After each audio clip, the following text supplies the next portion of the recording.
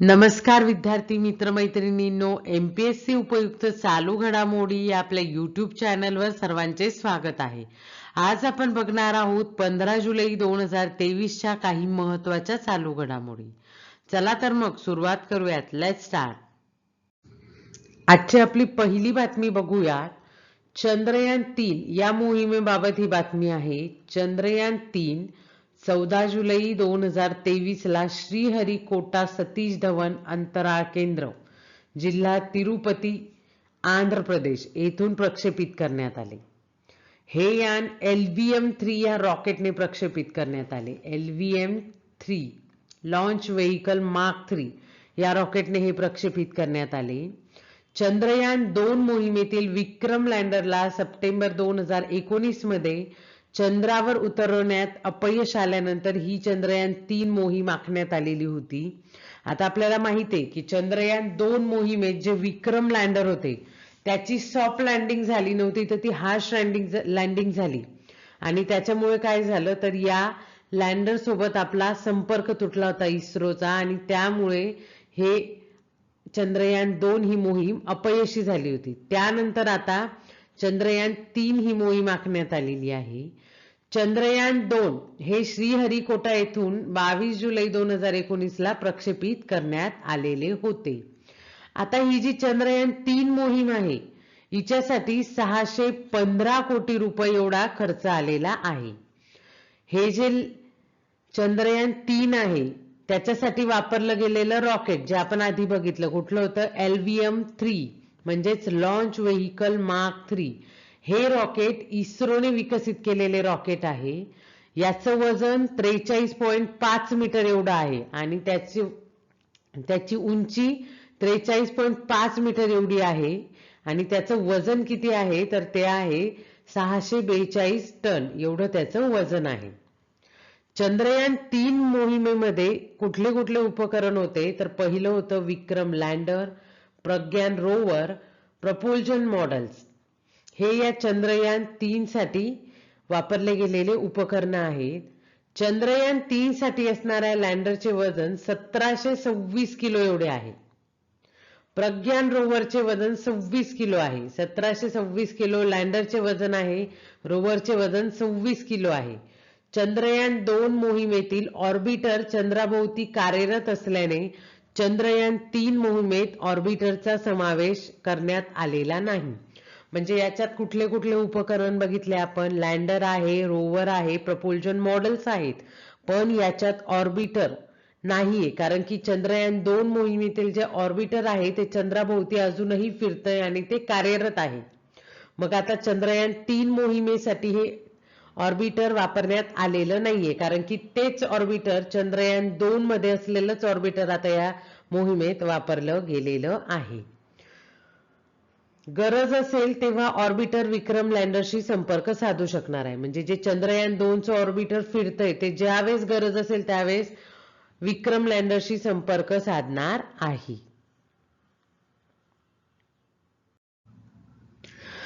आता आपण बघणार आहोत की या चंद्रयान 3 मोहिमेत वापरले गेलेले जे उपकरण आहेत ते बघितले आपण, जसे की लँडर आहे, प्रपोल्जन मॉडेल्स आहेत आणि रोवर आहे। तर या लँडरशी संलग्न असलेली अजून काही उपकरणं आहेत। आता लँडर कुठला आहे आपला, विक्रम लँडर आहे। विक्रम लँडर, आता या विक्रम लँडरची संलग्न असलेली उपकरणं आहेत ही 4। त्यात पहिलं आहे रंबा LP। आता हे काय आहे बरं, radio anatomy of moon bounded hyper sensitive ionosphere and atmosphere म्हणजे रामबा। तर याचा काय उपयोग आहे तर हा काय करणार आहे, चंद्रावरचं जे वातावरण आहे त्याचा जो ॲटमॉस्फियर आहे याचा अभ्यास केला जाणार आहे तिथे। तर चंद्रावर असलेले आयनोस्फियर आहे त्याचा प्लाझ्मा असतो, त्याच्यात प्लाझ्मा असतो, त्याची घनता इथे मोजली जाणार आहे। तर कशी मोजली जाणार आहे, या radio anatomy and moon bounded hyper sensitive ionosphere and atmosphere हे जे उपकरण आहे याच्यामधून रेडिओ ऍक्टिव्ह वेव्स सोडल्या जाणार आहेत आणि या रेडिओ ऍक्टिव्ह वेव्स ज्यावेळेस चंद्राच्या सरफेसवर येतील तर त्याच्यातल्या आयनोस्फियर मधील जो प्लाझ्मा आहे त्यात काय आहेत, आयन्स आहेत आणि इलेक्ट्रॉन्स आहेत। तर या आयन्स आणि इलेक्ट्रॉन्स मार्फत ते रेडिओ ऍक्टिव्ह वेव्स रिफ्लेक्ट केल्या जातील आणि याच्याने आपल्याला त्या प्लाझ्माची घनता मोजता येईल. प्लाझ्माची घनता म्हणजेच डेन्सिटी मोजली जाणार आहे.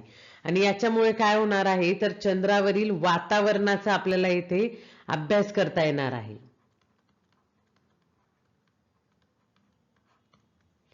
पुढचं उपकरण आहे चाचते. आता काय आहे हे चाचते? चंद्रा सरफेस थर्मोफिजिकल एक्सपेरिमेंट म्हणजे चंद्रावरच्या तापमानाचा अभ्यास केला जाणार आहे. चंद्राच्या तापमानाचा इथे अभ्यास केला जाणार आहे आणि तो कसा केला जाणार आहे? हे जे चाचते आहे, हा जो एक्सपेरिमेंट आहे त्याने चंद्राच्या सरफेसवरून 10 सेंटीमीटर आत जाऊन त्याच्या तापमानाचे परीक्षण केले जाणार आहे आणि याच्यामुळे आपल्याला चंद्रावर कुठल्या प्रकारचं तापमान आहे हे लक्षात येणार आहे. पुढचं उपकरण आहे ILSA, instrument for lunar seismic activity. आता सेस्मिक हा शब्द कशाशी संबंधित आहे तर सेस्मिक भूकंप लहरी यांच्याशी हा शब्द संबंधित आहे. तर बघूयात, आपलं जे लँडर आहे विक्रम लँडर आणि प्रज्ञान रोवर ज्यावेळेस चंद्रावर उतरतील तर यांच्या उतरण्याने किंवा यांच्या मार्फत चंद्रावर कुठल्या प्रकारच्या सेस्मिक ऍक्टिव्हिटी होतात, कुठल्या प्रकारचे व्हायब्रेशन्स निर्माण होतात याचा अभ्यास या ILSA instrument for lunar seismic activity याच्याने केला जाणार आहे. म्हणजे चंद्रावर आपल्या विक्रम लँडर आणि रोवरमुळे तयार होणारी कंपने कुठल्या प्रकारची आहेत याचा अभ्यास या ILSA ने केला जाणार आहे. पुढचा आहे लेझर रिफ्रॅक्टोमेट्री ॲरे. आता याचा उपयोग काय आहे लेझर रिफ्रॅक्टोमेट्री ॲरेचा? तर चंद्राचं जे रोटेशन आहे, चंद्र जो रोटेट करतो त्याचं जे रोटेशन आहे, कक्षेभोवती फिरणं आहे, तर या कक्षेभोवती फिरण्याचा पृथ्वीवर कसा प्रकारे परिणाम होतो याचा अभ्यास याच्या मार्फत केला जाणार आहे. रोटेशन, चंद्राचं जे रोटेशन आहे त्याचा पृथ्वीवर होणारा परिणाम याचा अभ्यास या लेझर रिफ्रॅक्टोमेट्री ॲरेने केला जाणार आहे. आता चंद्राचं जे रोटेशन आहे त्याचा पृथ्वीवर काय परिणाम होतो हे आपल्याला माहिती आहे, भरती येणे, ओहोटी येणे, पण याचा अधिक सखोलरित्या अभ्यास आता या उपकरणाद्वारे म्हणजे LRA द्वारे केला जाणार आहे. आता बघूयात, पुढचं उपकरण आहे चंद्रावर ह्या चंद्रयान 3 मधलं, ते म्हणजे प्रपोल्जन मॉडेल्स. तर या प्रपोल्जन मॉडेल्स मध्ये एक उपकरण आहे ते म्हणजे शेप, स्पेक्ट्रोपोलरिमेट्री ऑफ हॅबिटेट प्लॅनेट अर्थ. म्हणजे याचा उपयोग काय आहे ह्या शेपचा? तर हा काय अभ्यास करणार आहे? चंद्रावरून पृथ्वीच्या वातावरणाचा अभ्यास येथे केला जाणार आहे. चंद्रावरून पृथ्वीच्या वातावरणाचा अभ्यास केला जाईल आणि पृथ्वीच्या वातावरणासारखं संलग्न वातावरण, मानवाला राहण्या योग्य वातावरण कुठल्या प्लॅनेटवर अजून आहे याचा देखील अभ्यास येथे केला जाणार आहे. ते कुठल्या उपकरणामार्फत? शेप या उपकरणामार्फत. आणि ते कुणाशी संलग्न आहे तर ते प्रपोल्जन मॉडेलशी संलग्न उपकरण आहे. आता बघूयात रोवरवर असलेली उपकरणे. आता रोवरवर कुठली 2 उपकरणे आहेत हे बघूयात. आता रोवर, कुठला रोवर आहे? आपला प्रज्ञान रोवर आहे, जो ऍक्च्युअल चंद्रावर उतरणार आहे, चंद्रावर फिरणार आहे. मग चंद्रावर फिरून त्याच्यातली जी उपकरणे आहेत ती काय काम करणार आहे हे बघूयात आपण. सगळ्यात आधी आहे APXS. आता ज्यावेळेस चंद्रयान 3 मोहीम झाली, लॉन्च झालं, त्यावेळेस सर्वात चर्चेत असलेली गोष्ट म्हणजे की हे काय अभ्यास करणार आहे तर चंद्रावर खनिजे आहेत की नाही, कुठल्या प्रकारचे आहेत याचा अभ्यास केला जाणार आहे, हे आपण ऐकलं होतं. तर हा ऍक्च्युअल अभ्यास कोण करणार आहे तर हे APXS हे उपकरण करणार आहे. अल्फा पार्टिकल एक्स-रे स्पेक्ट्रोमीटर हे उपकरण काय करणार आहे? चंद्रावरील खनिजांचा अभ्यास हे करणार आहे. खनिजांचा अभ्यास याच्या मार्फत केला जाणार आहे. त्याच्यानंतर पुढचं उपकरण रोवरवरचं आहे LIBS, laser induce breakdown spectrometer. आणि हे कशाचा अभ्यास करणार आहे बरं तर हे करणार आहे चंद्रावरील माती, चंद्रावरील माती आणि खडक यांचा अभ्यास कोण करणार आहे? लिम्स करणार आहे. तर लक्षात ठेवायचं, चंद्रावरील असलेले हे 3 उपकरण जे आहे लँडर, विक्रम लँडर, प्रपोल्जन मॉड्यूल्स आणि रोवर, आणि यांच्यावर असलेले हे त्यांच्याशी संलग्न असलेले हे उपकरण आणि त्यांचा काय उपयोग आहे. रोवर हे चंद्राच्या वातावरणाबाबत मौल्यवान माहिती गोळा करणार आहे. आता आपण बघितलंच की रोवर मध्ये असलेले जे 2 उपकरण आहेत, एक काय करणार आहे? खनिजांचा अभ्यास करणार आहे आणि दुसरा काय करणार आहे? माती आणि खडक आहे त्याचा अभ्यास करणार आहे. चंद्रयान 3 मध्ये चंद्रयान 2 पेक्षा काय बदल आहेत हे बघू आपण आता. चंद्रयान 3 मध्ये 2 पेक्षा जे विक्रम लँडर आहे, जे ऍक्च्युअल चंद्रावर लँड होणार आहे, मग त्याच्यातनं रोवर बाहेर येणार आहे. तर मागच्या वेळी म्हणजे चंद्रयान 2च्या वेळेस लँडरची हार्श लँडिंग झाली आणि त्याच्यामुळे काय झालं होतं? संपर्क तुटला होता. तर आता काय केलं गेलं आहे? विक्रम लँडरचे पाय अधिक मजबूत करण्यात आलेले आहे, मजबूत केलेले आहेत पाय. 4 इंजिनच्या साहाय्याने आता चंद्रयान 3 चंद्रावर उतरणार आहे. अधिक ऊर्जेसाठी सौर पॅनलची संख्या देखील वाढवण्यात आलेली आहे. संपर्कासाठी जे अँटिनाज होते त्यांची संख्या पण वाढवण्यात आलेली आहे.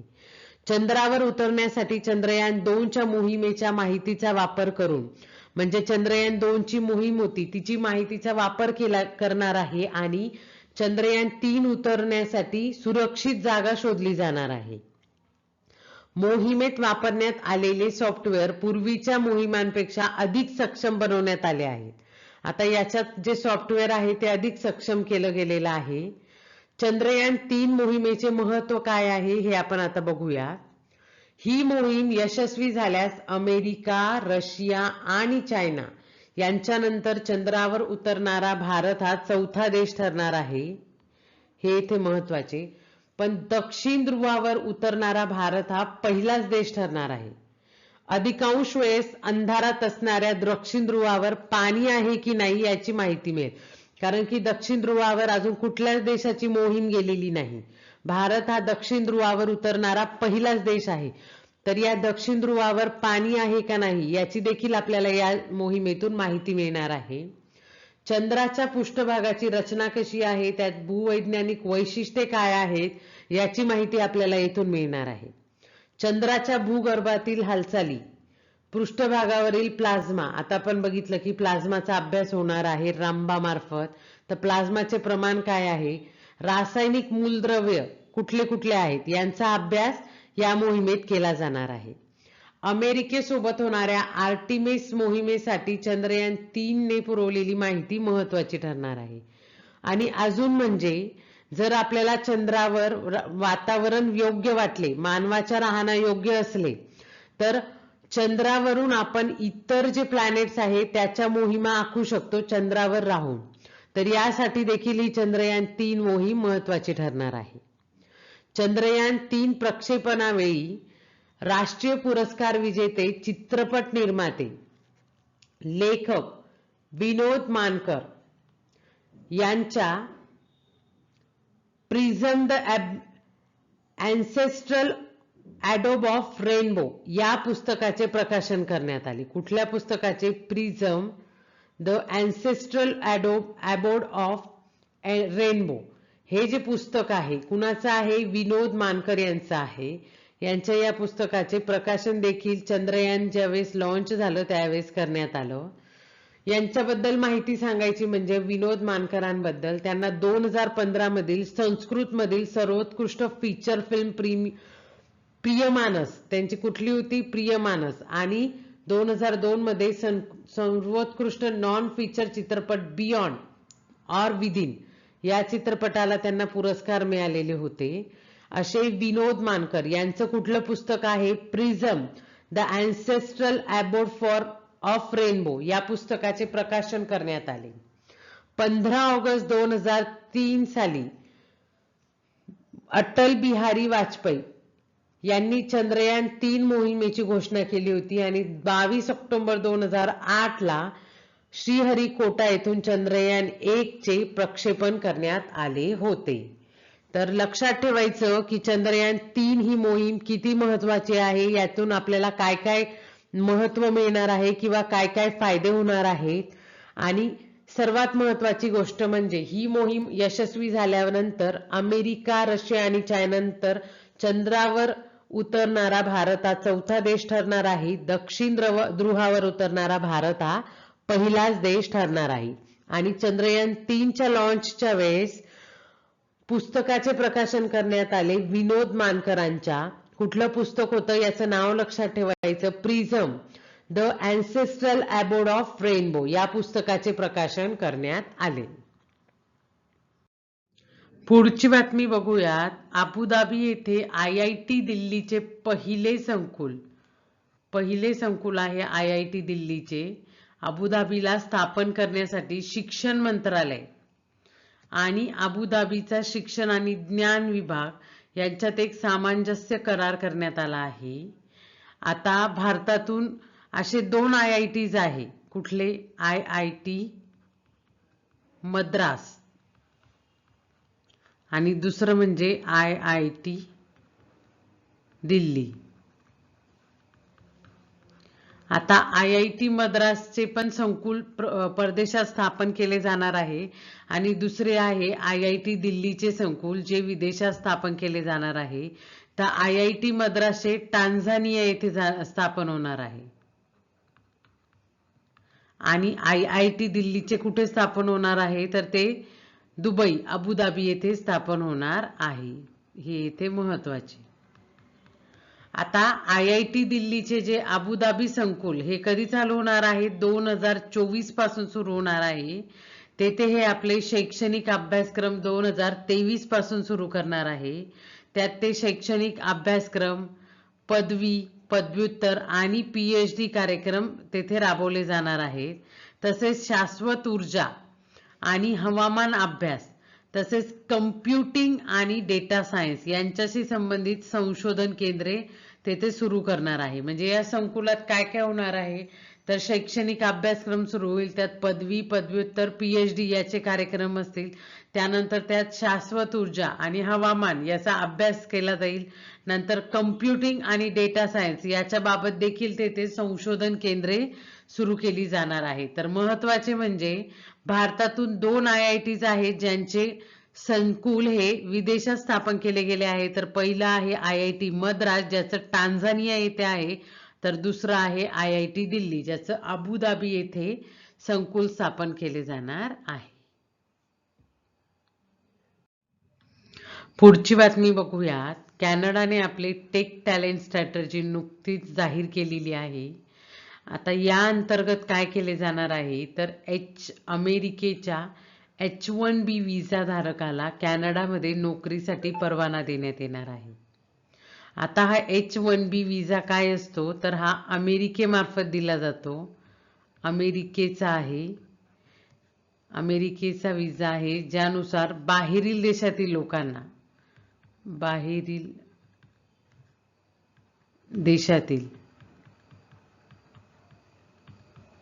लोक अमेरिकेत नोकरीसाठी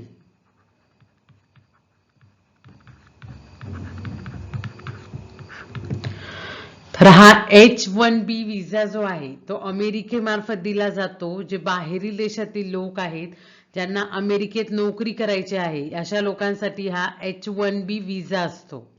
तर आता हा विजा ज्यांच्याकडे आहे त्याच लोकांना कॅनडा आता या टेक टॅलेंट स्ट्रॅटर्जी नुसार आपल्या देशात बोलवणार आहे.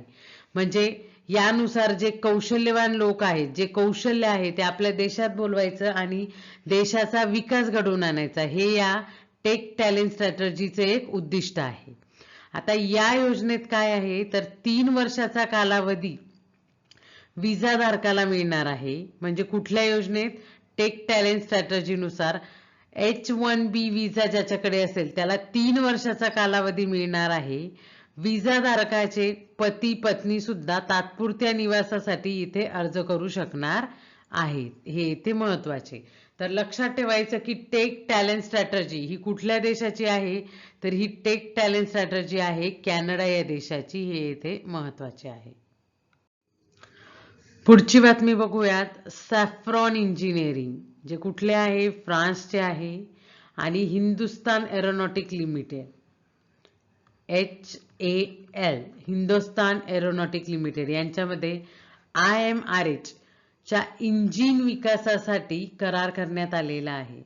आता हे काय आहे IMRH हे बघूयात आपण. IMRH Indian multi role helicopter हे एक मध्यम लिफ्ट हेलिकॉप्टर आहे जे HAL म्हणजेच हिंदुस्तान एरोनॉटिक लिमिटेड द्वारे भारतीय सशस्त्र दलासाठी हवाई हल्ला, हवाई वाहतूक, लढाऊ रसद पुरवणे, युद्धांमधील शौर्य कार्य आणि बचाव कार्य, नैसर्गिक आपत्तीच्या वेळी मदत कार्यासाठी हे हेलिकॉप्टर विकसित करण्यात येत आहे.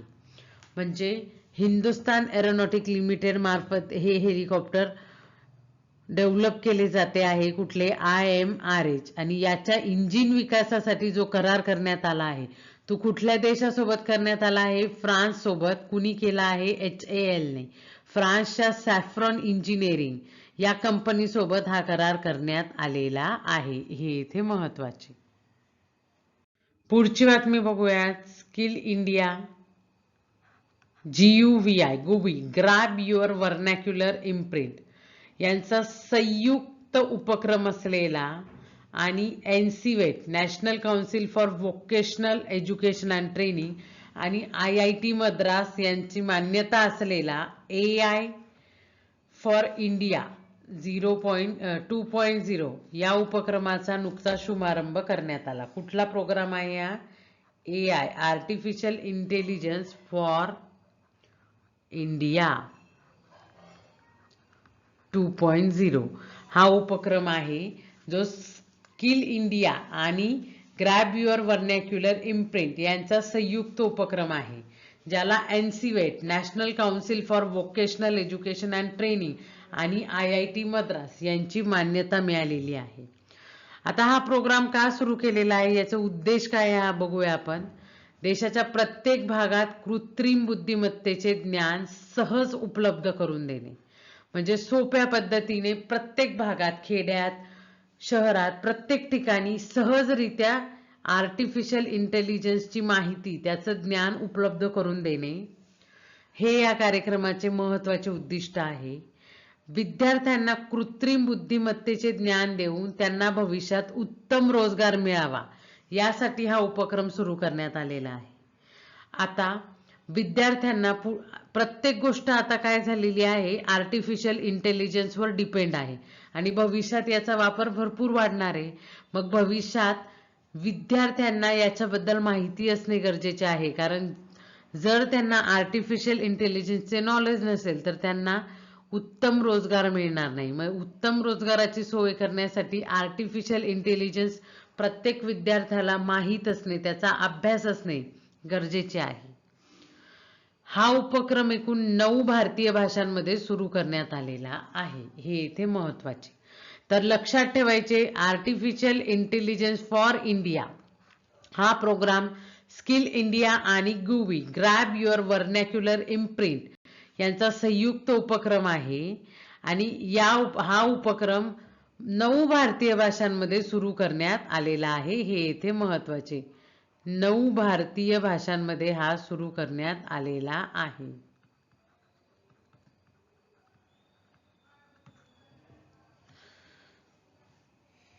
पुढची बातमी बघूया. Beyond the stories 10 years of record of BTS हे पुस्तक जून 2023 मध्ये प्रकाशित करण्यात आले.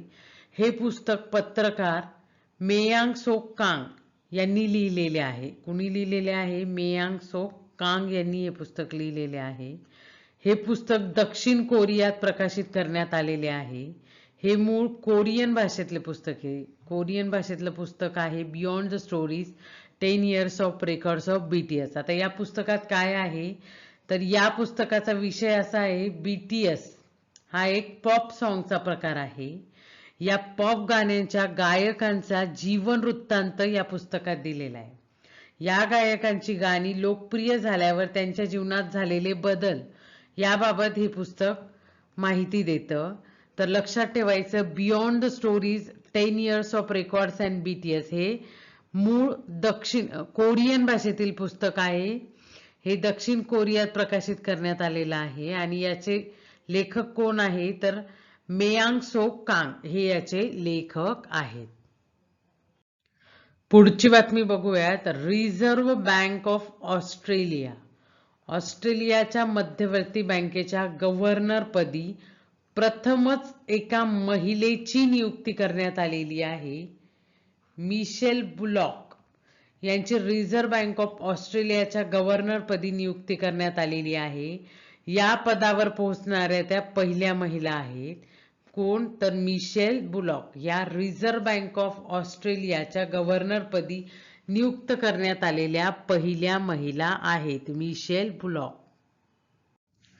पुढची बातमी बघूयात. विम्बल्डन 2023 या ग्रँड स्लॅम टेनिस स्पर्धेच्या उपांत्य फेरीत सर्बियाचा नोवाक जोकोविचने इटलीच्या यानिक सिनरला पराभूत करून अंतिम सामन्यात तो पोहोचलेला आहे.